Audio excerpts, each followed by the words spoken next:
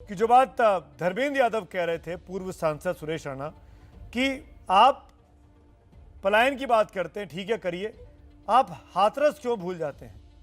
आप second wave में Covid के समय में जो त्राहिमाम मचा उसको क्यों नहीं बताते, उस पर क्यों नहीं अपनी माफी मांगते हैं या उस पर क्यों नहीं हाईलाइट करते हैं? सुरेश राणा जी। सुमित जी, सबसे बड़ी बात तो यह है कि इनके अंदर भावना नहीं है और ये हर बात को राजनीति के साथ जोड़ने का काम करते हैं। और मुझे बड़ा आश्चर्य होता है कि जब पलायन शब्द आता है और राजनीतिक आधार पर समाजवादी पार्टी उसे लेने का काम करती है।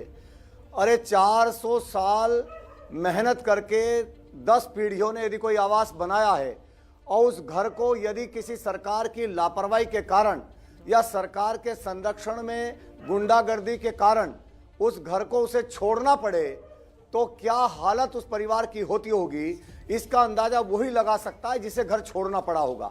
आप जरा सोचिए कि विभाजन के समय जो विभीषिका लोगों ने झेली थी, लोगों को घर छोड़ने पड़े, परिवार छोड़ना पड़ा और बच्चों को छोड़ करके जाना पड़ा, और आज तक इतने दिनों के बाद भी वो दर्द लिए सीने में घूमते हैं। मैं तो अभिनंदन करूंगा मोदी जी का, योगी जी का। समाजवादी पार्टी के लिए पलायन विषय हो सकता है कि ये ध्रुवीकरण की बातें लगातार करने की कोशिश करते हैं, हमारे लिए संवेदना है और इस संवेदना को लेकर के ये हम लोग आगे बढ़ते हैं।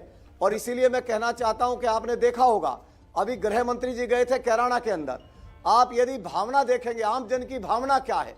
आम जन की भावना है, जब अमित शाह जी ने एक परिवार से पूछा कि आपके क्या हाल है, तो परिवार में बैठी महिला ने कहा कि सारी मीडिया थी वहां, पूरी नेशनल मीडिया के सामने बोला कि परिवार की महिला ने कहा कि मैं मोदी का, योगी का, भारतीय जनता पार्टी का अभिनंदन करना चाहती हूं कि उन्होंने हमें जीने लायक माहौल दिया है। और जब योगी आदित्यनाथ जी कैराना जाते हैं, एक कक्षा 6 में इसका जवाब दीजिए 13 साल की बच्ची से, सुमित भाई आप कैराना का जिक्र कर रहे हैं, मैं ये जानना चाहूंगा सुरेश भाई, क्योंकि फिर राजीव राय भी हैं, राकेश त्रिपाठी भी हैं इस चर्चा में। मैं लेकिन आप पहले जवाब दीजिए, फिर मैं धर्मेंद्र के पास आना चाहूंगा। कल जो मुख्यमंत्री जी ने कहा, ये गर्मी जो कैराना में और मुजफ्फरनगर में कुछ दिखाई दे रही है, मैं मई और जून की गर्मी में शिमला बना देता हूं। सुरेश राणा जी, इस बयान का क्या मतलब है मुख्यमंत्री जी? सुमित भाई, इसको समझाइए जरा। सुमित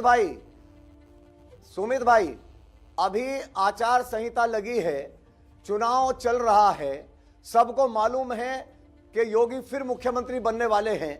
उसके बावजूद भी और गलतफहमी रख कर के दिमाग में समाजवादी पार्टी के कार्यकर्ता अभी से भाषा का इस्तेमाल करने लगे कि घूस भर देंगे, देख लेंगे, कहीं कुछ बोल रहे हैं।